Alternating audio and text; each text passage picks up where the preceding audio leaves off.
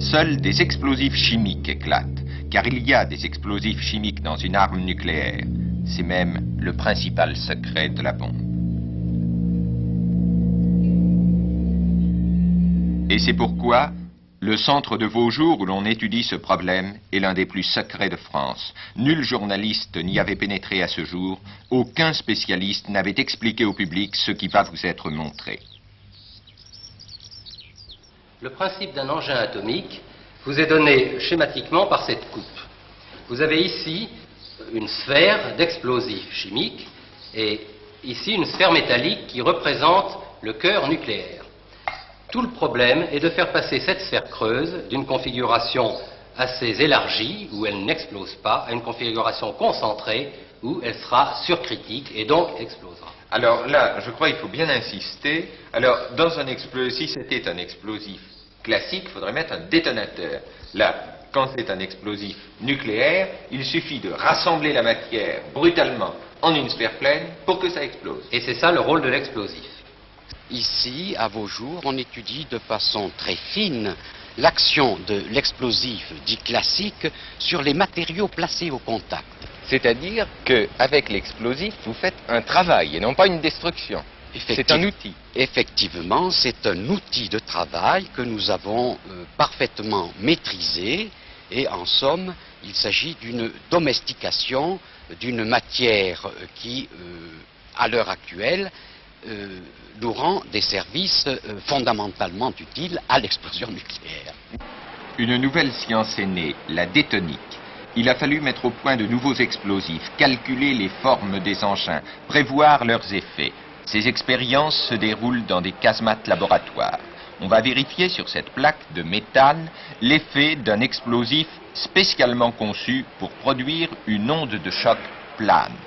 Il s'agit, pour les techniciens, de vérifier qu'ils obtiennent bien, dans chaque cas, l'effet voulu. Le dispositif de l'expérience leur permettra de reconstituer exactement le phénomène après coup. Derrière ces meurtrières sont disposées des caméras spéciales qui filmeront l'explosion au millionième de seconde. Elles traduisent avec une étrange douceur ce monde de la violence pure.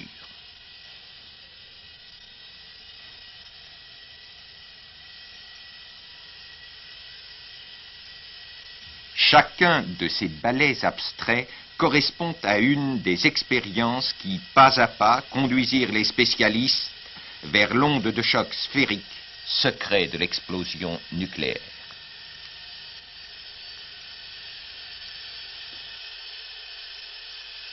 Il faut que la détonation de cet explosif soit correctement amorcée.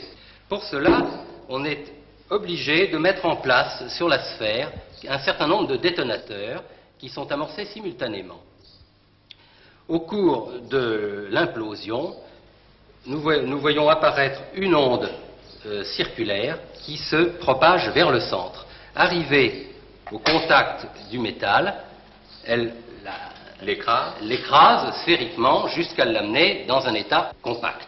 Voici donc une sphère à l'état initial et la même, de même poids, à l'état final. Entre ces deux états, il s'est passé environ 10 millionièmes de seconde. Et si c'était de l'uranium 235 ou du plutonium, évidemment, nous ne le trouverions pas ici. Il serait parti sous forme d'explosion atomique. Ce n'est que du cuivre et c'est donc sans danger. À l'intérieur de cette caisse se trouve un engin très secret.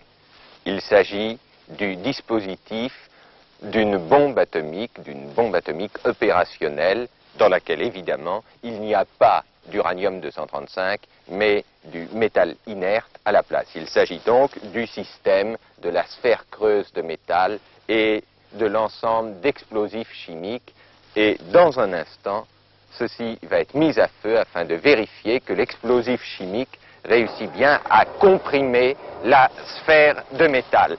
Évidemment, nous ne pouvons pas ouvrir cette caisse, nous ne pouvons pas vous montrer l'engin. Il s'agit encore une fois d'un engin opérationnel, un des secrets de la bombe atomique et surveillé en permanence par des responsables de la sécurité. Nous sommes ici sur le champ de tir de Moronvilliers en Champagne, près de Reims. L'engin va être placé sur cette estrade et c'est de là qu'il sera mis à feu. Évidemment, l'estrade sera détruite au cours de l'explosion, et juste en face de cette estrade, vous allez découvrir un autre petit échafaudage. Et un miroir est placé sur cet échafaudage. Il renverra l'image de l'explosion à travers un hublot dans une sorte de périscope. Nous nous trouvons à ce point de tir juste au-dessus d'une salle dans laquelle se trouvent des caméras ultra rapides. Ce sont ces caméras qui vont enregistrer cette image de l'explosion afin de suivre le comportement des explosifs classiques au cours de cette explosion.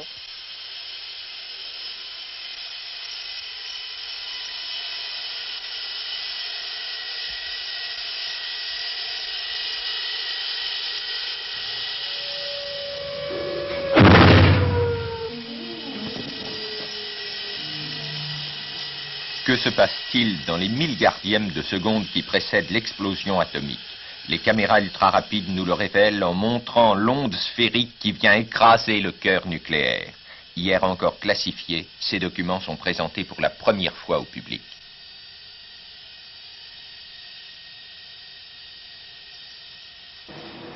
Explosif classique, explosif nucléaire, enfin le cœur de la bombe. Le cœur est donc la partie fissile qui vient prendre place au centre de l'explosif classique. C'est dans ces cellules que se fabriquent toutes les pièces entrant dans la construction d'un cœur de bombe. Nous assistons donc à une opération de moulage par fonderie. Actuellement, nous assistons